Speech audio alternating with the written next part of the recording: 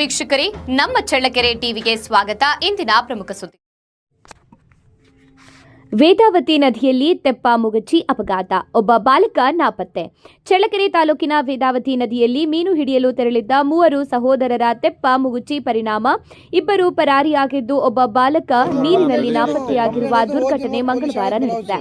ಹಿರಿಯೂರು ತಾಲೂಕಿನ ಓಬಳಾಪುರ ತಾಂಡದ ಒಂದೇ ಕುಟುಂಬದ ಯಶವಂತ್, ಬಾಲಾಜಿ ಹಾಗೂ ಧನುಷ್ ಎಂಬ 3 ಜನ ಸಹೋದರರು ತೆಪ್ಪದಲ್ಲಿ ಮೀನು ಹಿಡಿಯಲು ನದಿಗೆ ತೆರಳಿದರು.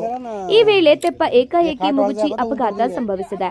ಅದೃಷ್ಟವಶಾತ್ ಯಶವಂತ್ ಹಾಗೂ ಬಾಲಾಜಿ ಈಜುತ್ತಾ ಜೀವ ಉಳಿಸಿಕೊಂಡಿದ್ದು, ಧನುಷ್ ನದಿಯಲ್ಲಿ ನಾಪತ್ತೆಯಾಗಿದ್ದಾನೆ. ಬುಧವಾರವೂ ಅಗ್ನಿಶಾಮಕ ದಳದ ಸಿಬ್ಬಂದಿ ಹಾಗೂ ಈಜು ತಜ್ಞರಿದ್ದ ನದಿಯಲ್ಲಿ ಶೋಧ ಕಾರ್ಯ ಮುಂದುವರೆದಿದೆ. ಸ್ಥಳಕ್ಕೆ ಚಳ್ಳಕೆರೆ ಹಾಗೂ ಪರಶುರಾಂಪುರ ಪೊಲೀಸ್ ಅಧಿಕಾರಿಗಳು ಭೇಟಿ ನೀಡಿ ಪರಿಶೀಲನೆ ನಡೆಸಿದ್ದಾರೆ. ಘಟನೆಯಿಂದ ಕುಟುಂಬಸ್ಥರ ಆಕ್ರಂದನ ಮುಗಿಲು ಮುಟ್ಟಿದ್ದು, ಗ್ರಾಮದಲ್ಲಿ ಶೋಕದ ವಾತಾವರಣ ಆವರಿಸಿದೆ.